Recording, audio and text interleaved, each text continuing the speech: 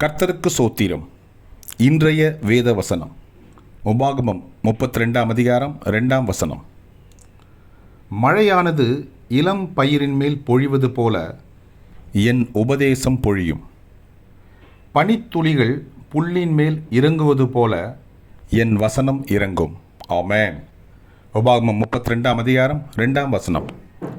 மழையானது இளம் பயிரின் மேல் பொழிவது போல என் உபதேசம் பொழியும். பனித்துளிகள் புல்லின் மேல் இறங்குவது போல என் வசனம் இறங்கும். ஆமென். கர்த்தர் உங்களை ஆசீர்வதிப்பாராக, உங்களோடு கூட இருப்பாராக. ஆமென்.